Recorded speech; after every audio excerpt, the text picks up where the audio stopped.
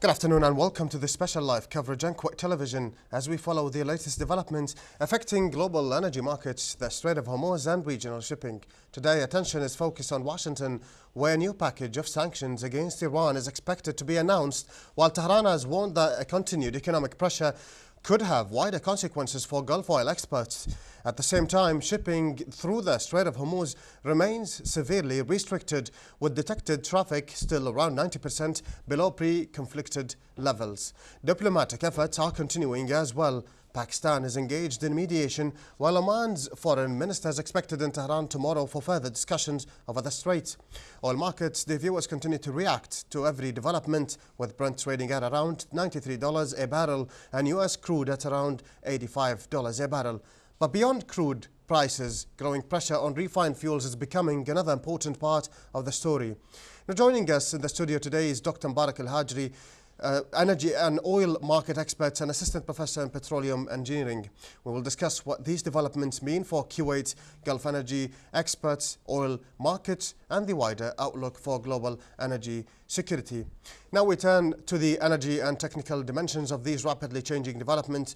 As joining us in the studio is Dr. Mubarak Al-Hajri, specialist in energy and oil gas markets and assistant professor in petroleum engineering at the Public Authority for Applied Education and Training. Dr. Al-Hajri's background in chemical and petroleum engineering gives us an opportunity to look beyond the political headlines and examine what is actually happening inside the energy system, from production and tanker movement to refining capacity, crude quality, fuel supplies, and longer-term resilience of Gulf exports. And that distinction is particularly important today. Hormuz traffic remains severely restricted. Washington is preparing another major sanctions announcement, and Iran has introduced new rules governing vessels using the strait. Yet, at the same time, one of the most serious problems emerging internationally is not necessarily a lack of crude oil, but a shortage of the right crude grades and refined products needed by consumers. Dr. Mubarak, we welcome you here in our program. Thank you, Mr. Abdurrahman. I'm honored to be here, and thank you for hosting me. Well, Doctor, now before we get to the questions, we'd like to take a quick look at a report talking about the Strait of Hormuz to get the whole picture, and then we'll get back for further questions and discussions with you. Now, dear viewers, the Strait of Hormuz remains at the center of regional energy crisis. Shipping activity is still far below normal, while Iran has introduced new rules for vessels using waterway and warned of penalties for those that fail to comply. At the same time, diplomatic efforts involving Oman and Pakistan are continuing here. Let's see what the report has to tell us.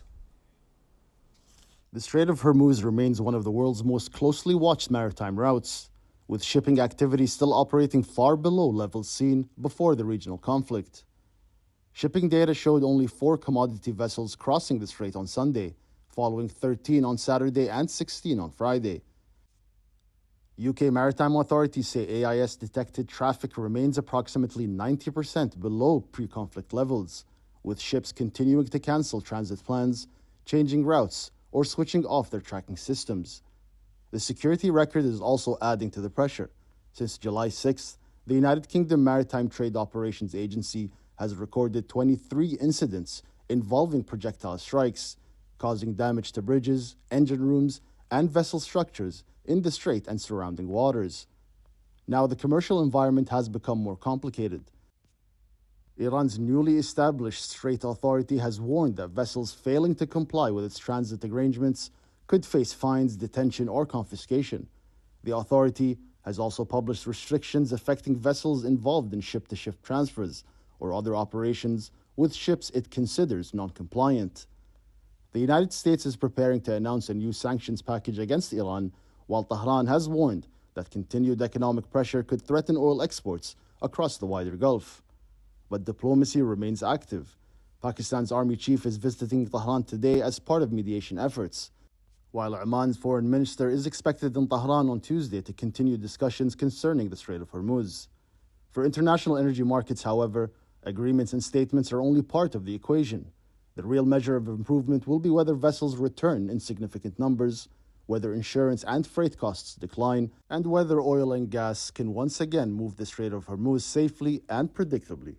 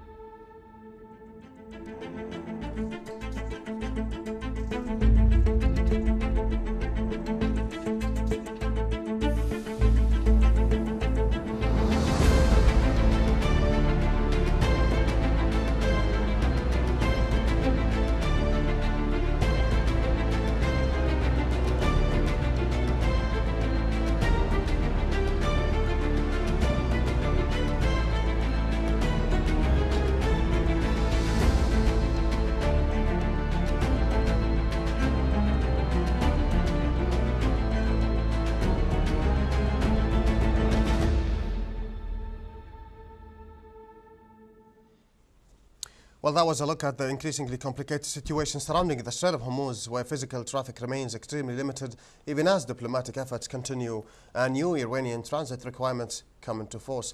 Now we get back to the studio with our dear guest here, Dr. Barak, Dr. Mohammed Hajri. Doctor, now we get back to the questions as we were speaking about, and you've seen the report that how the Strait of Hormuz is limited in terms of movement and in terms of of course, physical tightness of the oil. If you had to describe the Strait of Hormuz situation, Dr. Mubarak, how would you look at the strait right now? Physically tight? Would you look at it as adequate in terms of oil supplies, and describe the number of vessels passing? Well, that's a good question.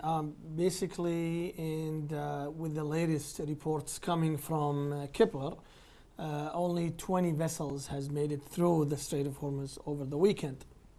And the ceasefire is in effect, that's on paper, but in reality it's not. And the MOU has not been extended yet. So there is a new phase and a new complex layer that's been added to the dispute, to the current situation, by moving into a new package of economic sanctions.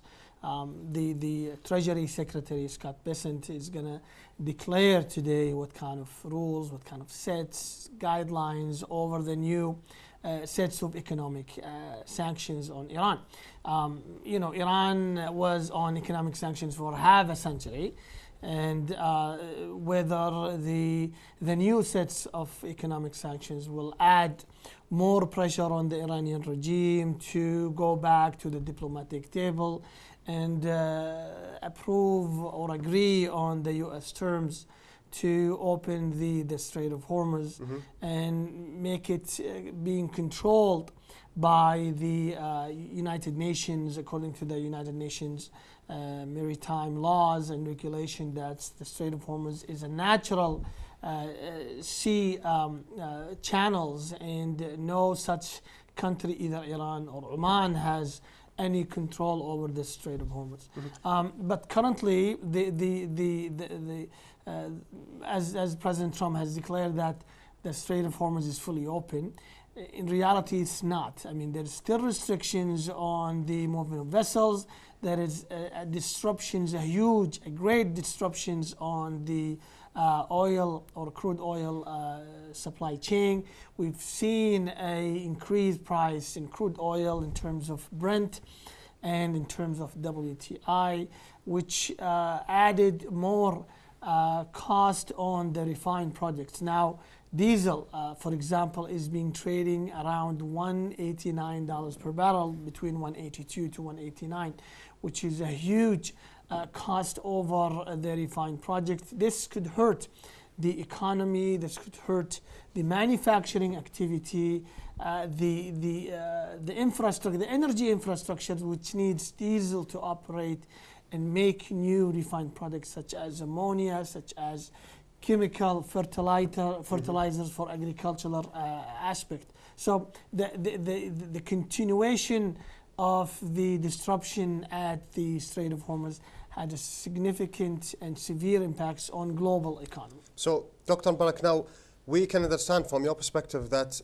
due to the fact that Brent is at $90-ish a barrel now, this is not only due to the war risk premium that is there, but also due to the fact that there is physical tightness in terms of oil, not as you're saying, the US is saying that the strait is fully open, because if it was, oil would be less than $90. Exactly. I mean, oil is a commodity, and for every commodity, it obeys the law of macroeconomics. What's the principle of Adam Smith macroeconomics? Supply and demand. The balance between supply and demand will define the price of such any commodity. So in terms of oil, you will have a supply disruptions, but a continued strong demand for the rest of 26 and also the next year, 2027. So the demand is strong, the supply is short, which reflected on higher prices on crude oil. People would speculate that crude oil will reach the $100 level, which was back in April of 28th of April, Brent reached $128 per barrel. So the disruption in supply and the strong demand will drive the prices to go up, and we cannot suppress the demand until we have higher energy prices. Then this could return and be inflicted and contradicting the strong demand by something called demand destructions. If the commodity itself, the price of the commodity has reached to a high level, which we're talking about $200 per barrel, then this will affect the economy, will drive inflation higher and higher, then will drive economy into a recession, which means the demand on oil will be lowered to a level which balance the current supply. So the current supply is 9 million barrels per day minus. So we have a gap of $9 million a barrel a day because of the close or the disruptions in the Strait of Hormuz. How do we balance the 9 million barrels? We cannot. In reality, no such countries, not only one country, a group of countries can substitute the 9 million barrels per day, with all the alternative routes that we have. We're talking about the Saudis pumping about 4 million barrels per day using the East-West pipeline. The Emiratis are pumping about 1 to 1.5 million barrels per day. The U.S. has been boosting their production from the unconventional reservoirs, which reached to 14 million barrels per day. But if you squeeze all the oil in the U.S., squeeze all the oil in Russia, in Ukraine, in Europe, in Africa, they will not even come up to a 1 million barrel of oil. So we're still missing about 8. No such alternative routes, no such alternative solution could make up to 9 million barrels of oil. So the only solution, the only way to make up these million barrels of oil is to resume the free natural passage channel through the Strait of Hormuz.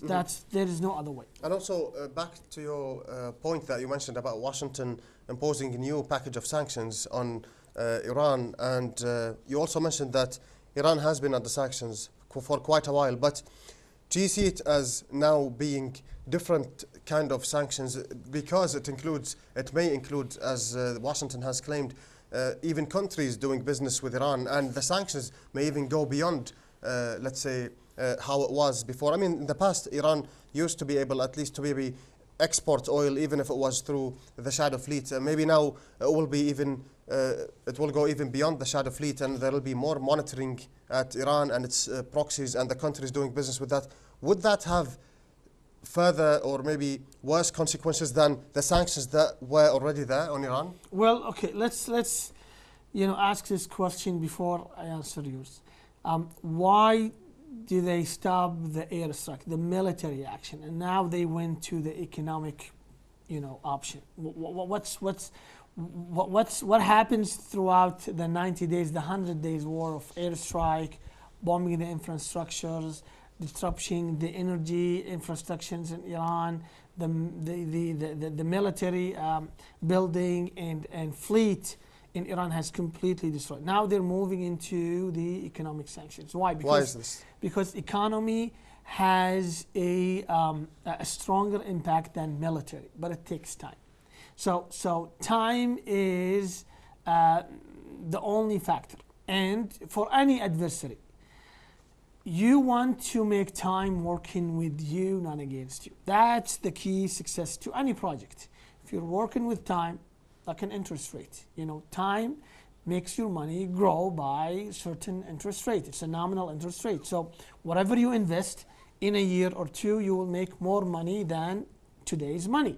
So time is working for you. The same thing that the American is using. They want to use time to work against him by imposing new sets of sanctions. What kind of these sanctions? Basically on energy infrastructure, the import-export of the Iranian crude oil. Iran export about 4 to 4.5 million barrels per day. The income generating from this crude oil is about $14 billion per year. So $14 billion will be vanished, will be vaporized. The goods, the commercial goods, the petrochemicals will be also zero income from export-import section. So there is no such income coming to Iran if the economic sanctions are successful. Now, let's go to reality. The feasibility of these sanctions, is it going to work? You know, we understand that Iran has been on this economic sanction for centuries, half a centuries, right? Since the 70s. How this will, I would see the implications or the ramifications of this new sets will be, one, on higher energy prices, high goods or high prices in goods. Inflation will be higher and higher. The people of Iran will suffer and hopefully will understand and realize that the regime is committing suicide. You know, Iranian regime is a military regime. So military has plans. You know, in the military school, they will sacrifice their fleet, their soldiers in order to reach their objective. So the Iranian regime is committing suicide by not turning to the diplomatic solution, to the international community. They need to stop. Otherwise, this economic or this new sanctions will diminish their capability of even thriving and surviving the next couple of months. So they want the Iranian population or the Iranian people to move against or some kind of a game internal movement inside the regime to move to the leadership and say stop. You need to go back to reality. You need to go back to diplomatic resolution. We cannot continue on a new set of economic because this is going to hurt the style. This is going to hurt the life of millions of Iranians as we speak. You know, they're under stress. They're under pressure for half a century, and now you're adding more suffering and more pain into your own people. This is unacceptable in any humanity rules and regulations. All the international organizations will try to help and, you know, seek assistance to make the Iranian people survive this new sets. Now, the feasibility of these new sanctions. This will interfere with sovereignty of international communities. Let's say Iran is the largest importer for Iranian crude oil. The number one country that imports Iranian oil is China, and then India. So the US will have restrictions on Chinese and Indian refineries not to purchase Iranian oil. Also, Moscow could, you know, jump in the game and say, hey, we want to make deals with Iranians. We're going to support Iranians through the economic sanctions that's going to be imposed starting today. You know, as a retaliation, as a conflicting turning point to what's going on in the Ukraine-Russian war. You know, the UN, the US, the international community, the European community is supporting Ukraine against Russia. So Russia and China maybe could have or start another proxy war in the region by supporting the Iranian to survive the new economic sanctions. Now, its time is with the Iranians or against the Iranians. Its time with the US or against US. Which one is being pressurized to offer these sanctions? Well, in my point of view, I would say the US is buying time to make the Iranian bow to international laws because we are having a midterm election in November. And there is a big chance, a higher probability that the Democratic Party will win the midterm election. And if they win the midterm election, then things will be pressurized on the White House to go back and relieve some of their economic sanctions being imposed today. So Scott Bennett, the Treasury Secretary, has announced that there is no such adversary has been seen these economic sanctions. This is one of a kind. And this, according to the plan, will make the Iranian surrender within weeks, not even months. So their plan is to pressurize the Iranian regime before the midterm election. Now, Iranian on the other side is buying time for the midterm election. They want Democratic Party to win the midterm election and stop this war and go back to the fifth round of diplomatic resolution and diplomatic talks. Today, the Omanian is traveling to Iran, hopefully to come up with a solution. But let's go and not forget that Iran still have leverage in the region. But They have capability, they have military weapons, they have drones, they have missiles. They could target the energy infrastructures in the Gulf region. They could continue bombing the infrastructures and hurt, further damage the energy market globally. Dr. Mubarak, now Iran has already warned that if US seeks this economic war, they'd retaliate by cutting exports from GCC and elsewhere in the Gulf as well, not only through the Strait of Hormuz. Now, how serious would that be? Well, again, I said they have a leverage. They have a strong capability to target the energy infrastructures in all the Gulf states. 25% of the oil supply is coming from the 6 states. So Iran could retaliate by damaging the economy, the global economy, and put the U.S.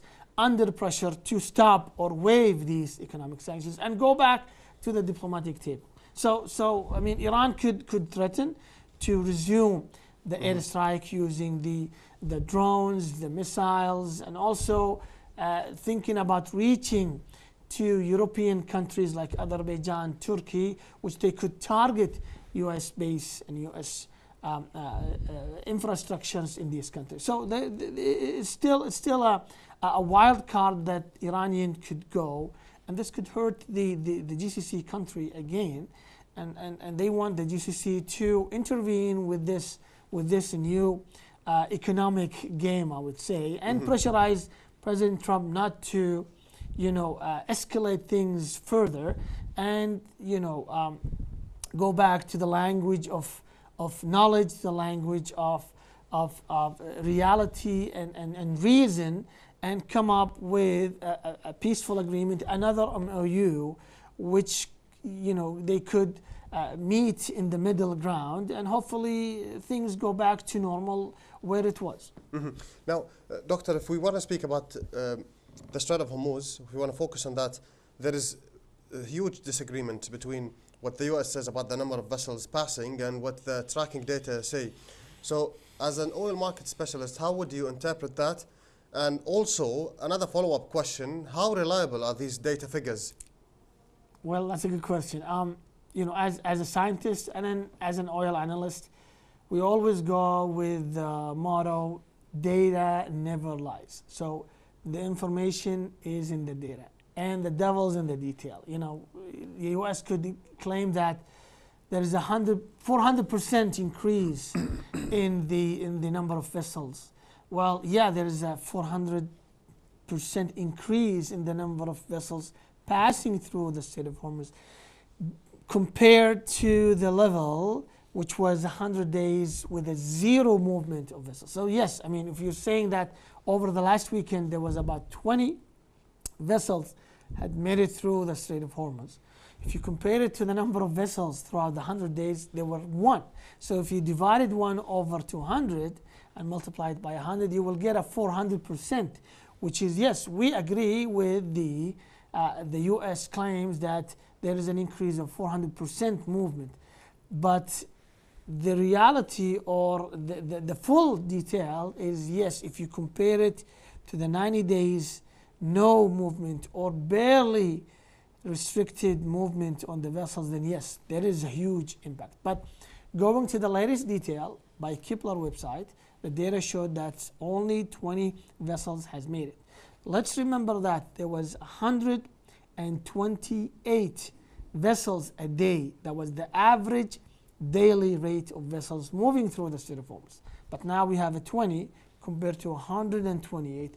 We're still short of 124 vessels. So, we're still saying that the Strait of Hormuz is still closed. There is a huge disruptions on the movement of these vessels. So, the continuation of the escalation, the new economic sanctions will add more pressures on global economy. So, Doctor, you would use, you'd prefer to use the tracking data over listening to the Yes. U.S. energy? Yeah, they're more reliable.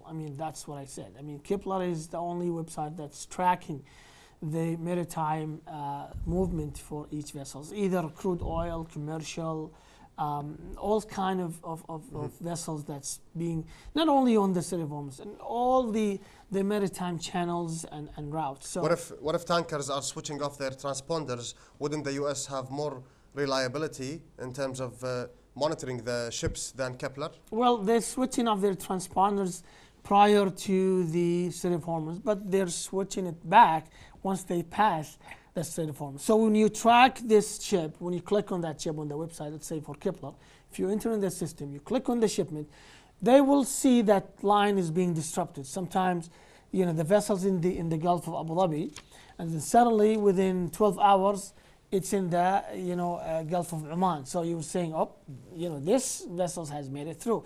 But you will see the line is being crossing through the land, which is, cannot be true. It's one of the systems, or kind of like a hiccup in the system that's saying this vessels has made it through. So we understand when ships or vessels can or cannot turn off their transponders. Well, thank you, Doctor. That was elaborative. Let's take now a quick break and we'll be back after this report. Now, the debate over the Strait of Hormuz has largely focused on how much crude oil is moving through the waterway. But new figures suggest that more immediate pressure may be developing further down the supply chain in diesel, jet fuel, gasoline and the refineries that produce them. Here's the details.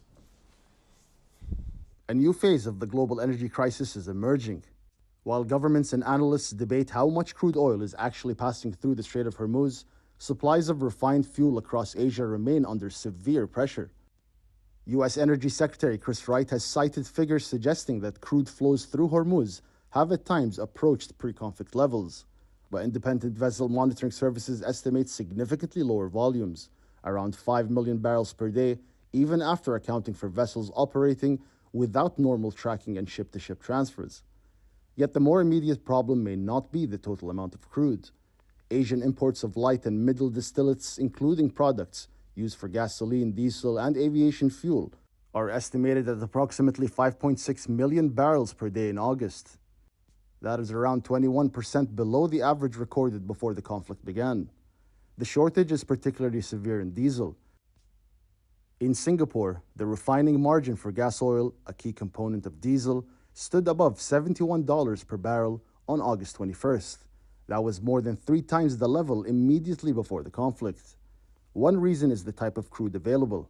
Many Asian refineries are designed to process medium Middle Eastern crude that are particularly suitable for producing diesel and jet fuel. Other crude may be available, but it cannot always replace Gulf barrels without affecting refinery yields, operating efficiency, and the mix of products being produced. Pressure is also growing elsewhere. U.S. refineries have operated above 95% utilization for more than 11 consecutive weeks, as American producers increase fuel exports to compensate for shortages elsewhere. The result is an important distinction. The world may have crude oil, but does not necessarily have the correct crude in the correct location, or sufficient refining flexibility to produce the fuels that consumers need. And that means even a decline in crude prices may not immediately translate into lower diesel, aviation fuel, or transportation costs.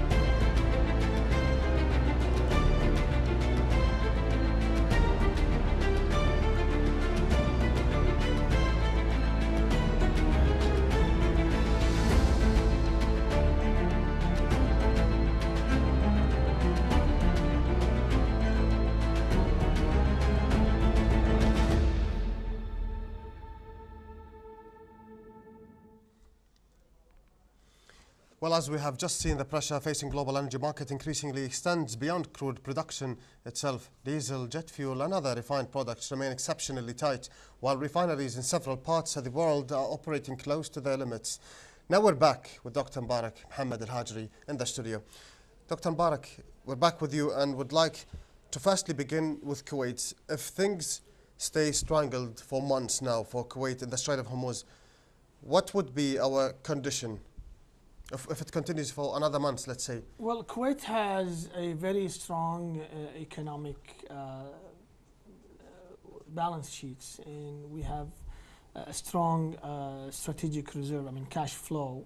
And we could, strive on this for months and years without, hurting the daily lifestyle. This is due to the monetary policy that the central bank is using. But still, we're under the Fox measure, which is the force measure. It's a French word, that we're not producing, we're not exporting oil. We cannot hold these for a longer time. Even our client in the Far Asia and also around the world will find another alternative crude oil other than the Kuwaiti. So we're losing our market share if things is continuing the way it is. We need to resume production as soon as the escalation has been lifted. Otherwise, then Kuwait will lose its market share in the refining and the oil market. We will, we have a very long strategic relationship with the government of Korea, with manufacturing or refining infrastructures and companies in Japan, Korea, South Korea, Malaysia, Indonesia, and even in Europe. But we're relying nowadays on our strategic reserve abroad.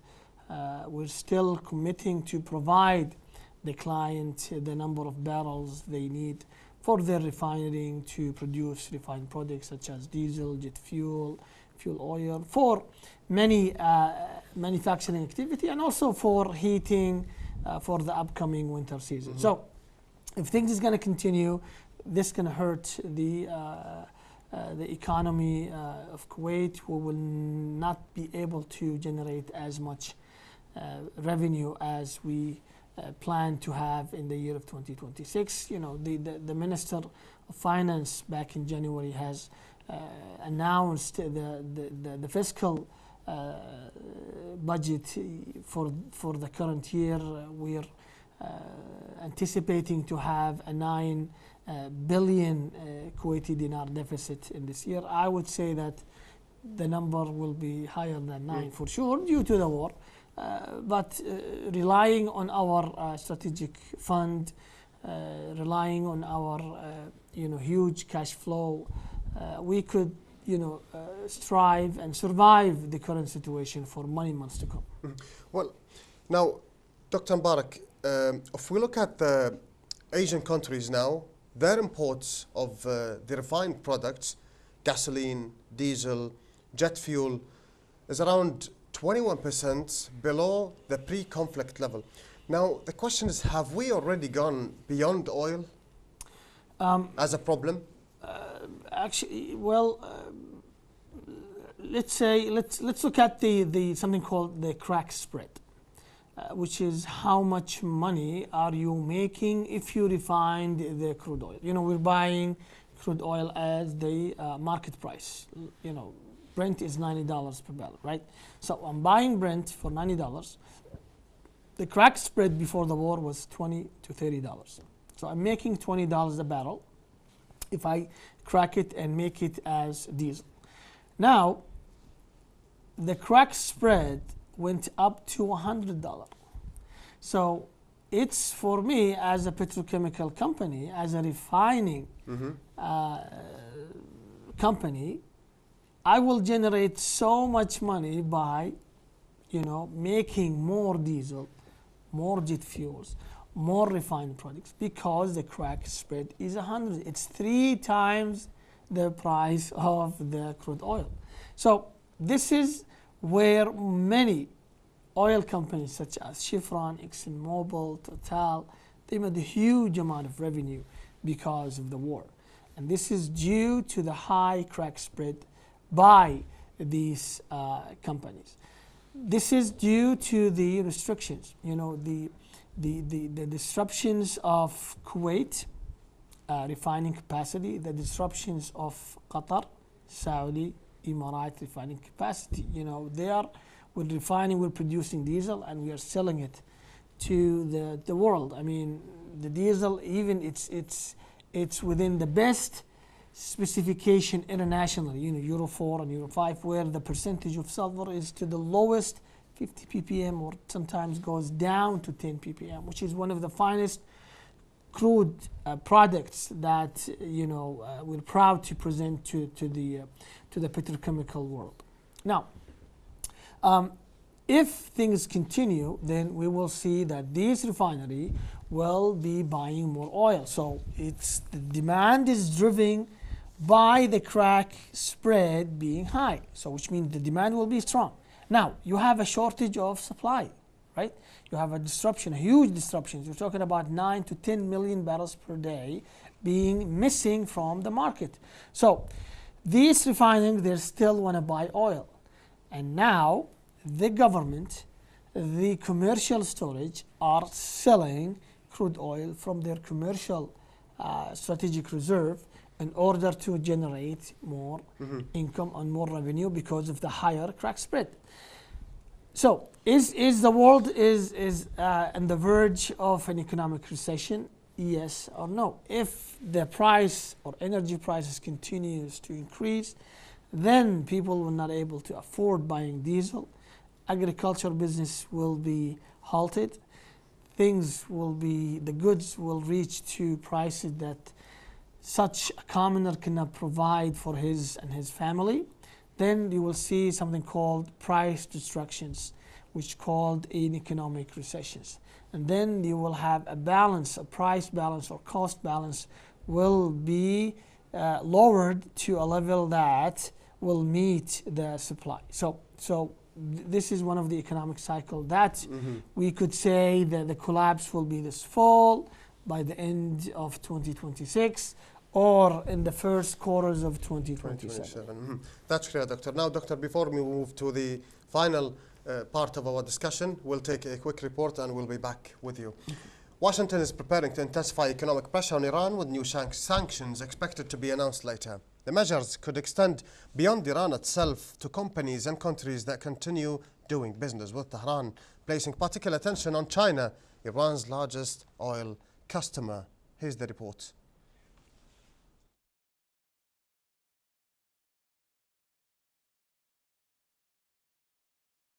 Sanctions announced.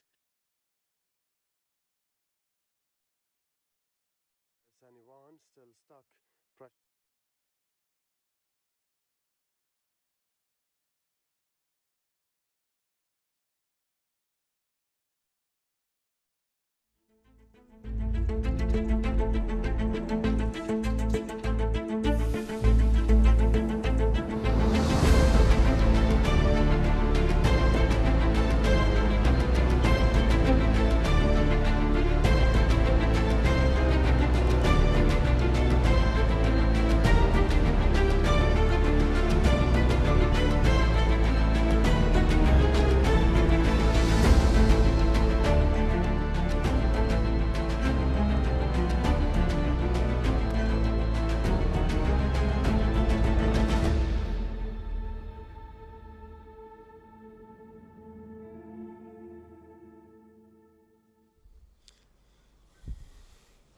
Now we turn back to our final part of our discussion with Dr. Barak Al-Hajri. Doctor, now we've covered much of the latest developments that has been happening. Now, speaking of China, it gets most of the cheap oil from Iran. The package of sanctions announced or will be announced later by Scott Bessent, US Treasury Secretary, now may include or hurt China because China gets most of the cheap oil from Iran. Now, where would China stand in this package of sanctions of the US? Well, that's what I mentioned earlier. The feasibility of this new sets of sanctions. As the Treasury Secretary declared that no such adversary has ever been imposed by these economic sanctions. But this will interfere with the sovereignty of China. I mean, you cannot impose any restrictions on any foreign countries in order to buy or sell to the Iranian regime. You cannot interfere with the trade treaties that have been signed with the Iranian regimes. Iran has its place in the energy market and its place in the trade markets. They have treaty that they need to follow and abide by the terms of these treaty with any countries. If it's China, Russia, Nigeria, South Africa, all these countries, they have a treaty that's been recognized and certified by international laws. So the U.S. is telling the whole world not to trade with Iran. Okay, telling is something, and execution of this law or order is something else. You could tell me not to, trade with Iran, but in the shadow or in the, what do you call it? The shadow fleet. The shadow fleet fraud that's been going on for what, 30 years? Maybe the U.S. century? You cannot. Would control that. Maybe the U.S. would control that. They will. They failed to do that. It's been 30, 40 years of doing this until President Obama came in and he offered the some diplomatic solution, and then they agreed on the nuclear treaty, and some sanctions were lifted on Iran. And then President Trump came to the White House and he reimposed everything. He walked away from the nuclear deal with the Iranians, and that's where the escalation happens. The feasibility of this plan is in question, Abdurrahman. No such country will want to face any trouble with the United States. But major powerful countries such as Russia or China will be very challenging to follow the U.S. new sanctions. You cannot expect me as a Chinese to not buy or sell to Iranian customers.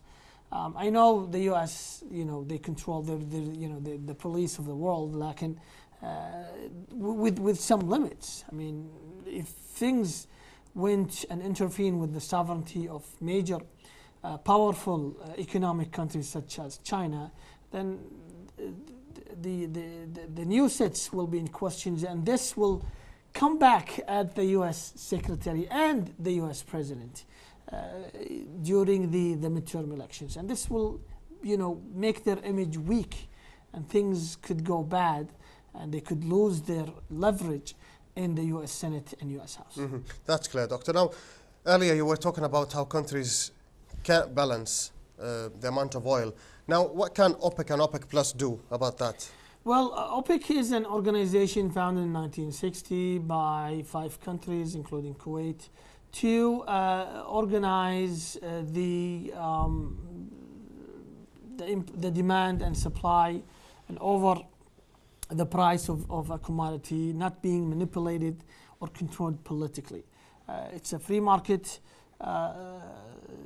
in the oil market. OPEC is monitoring the amount of oil being supplied to the oil market, not to hurt the consumer and the producer. So we want to have a price that is very relaxing, very pleasing to the consumer, which people who buy the crude oil, and also to the producer who are producing oil and making money to support their infrastructures and daily routine in their land. So OPEC is still monitoring.